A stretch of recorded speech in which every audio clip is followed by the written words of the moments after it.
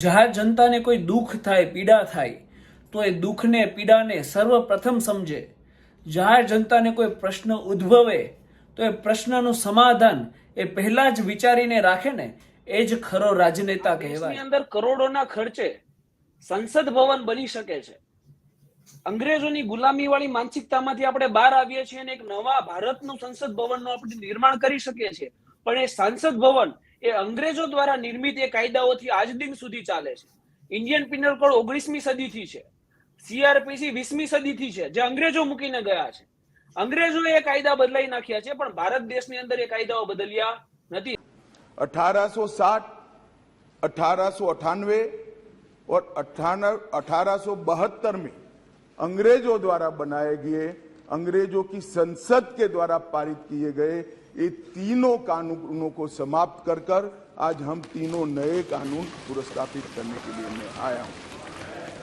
माननीय अध्यक्ष जी, Indian penal code 1860 की जगह भारतीय न्याय संहिता 2023 अब एस्टैब्लिश होगी। क्रिमिनल प्रोसीजर कोड 1898 की जगह भारतीय नागरिक सुरक्षा संहिता प्रस्तावित होगी और इंडियन एविडेंस एक्ट 1872 1872 की जगह भारतीय साक्ष्य अधिनियम 2023 प्रस्तावित होगा।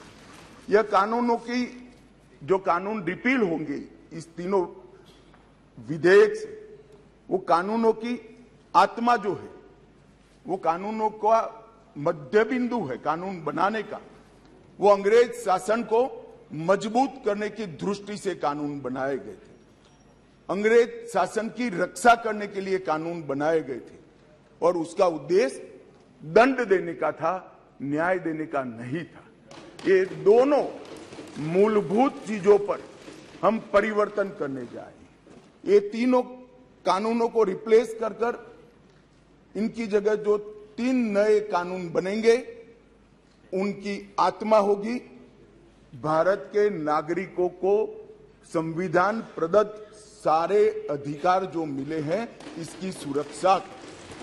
ये कानूनों का उद्देश्य किसी को दंड देना नहीं होगा, इन कानूनों का उद्देश्य सबको न्याय देना होगा।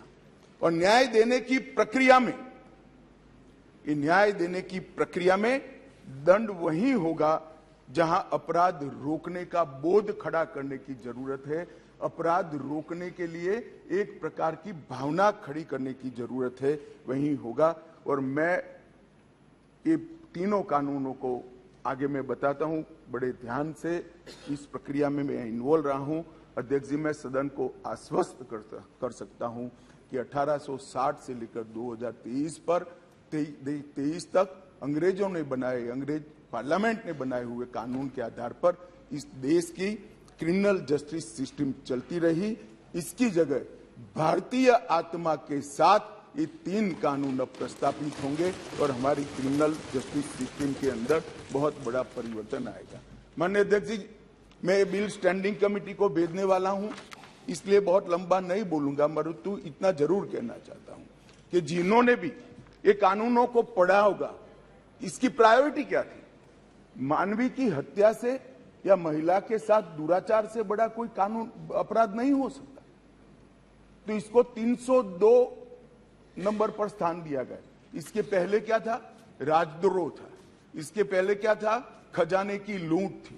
इसके पहले क्या था? शासन के अधिकारी पर हमला था। ये जो अप्रोच है, ये अप्रोच को हम बदल रहे हैं। सबसे पहला चैप्टर इसमें आएगा महिलाओं और बालकों के साथ अपराध। दूसरा चैप्टर आएगा मानव वध और मानव शरीर के साथ जो अपराध होते हैं उसका आएगा। तो हमने शासन की जगह नागरिक को केंद्र में लाने का एक बहुत बड़ा सैद्धांतिक निर्णय कर हम ये कानून लेकर आए हैं। मान्यवर, इस कानून को बनाने के लिए बहुत लंबी प्रक्रिया हमने की है। मोदी जी ने 2019 में ही हम सबका मार्गदर्शन किया था कि अंग्रेजों ने बनाए हुए जितने भी कानून जिस विभाग में है, सभी कानून पर पर्याप्त चर्चा विचारणा और सोच विचार कर इसको आज के समय के अनुरूप और भारतीय समाज के हित में बनाना चाहिए। वहीं से ये प्रक्रिया माननीय अध्यक्ष जी चालू हुई। એટલે જ અંગ્રેજો દ્વારા નિર્મિત સીઆરપીસી આઈપીસી એવિડન્સ એક્ટ જે નાગરિકો ઉપર રાજ કરવા માટે શાસન કરવા માટે બનાવવામાં આવેલા હતા એ દૂર કરી અને ભારતમાં જ નિર્મિત દંડ સંહિતાના કાયદાઓ બનાવવા માટે માનનીય વડાપ્રધાન શ્રી નરેન્દ્ર મોદી અને ગૃહમંત્રી શ્રી અમિતભાઈ શાહનો ખૂબ ખૂબ હૃદયપૂર્વક આભાર. ધન્યવાદ.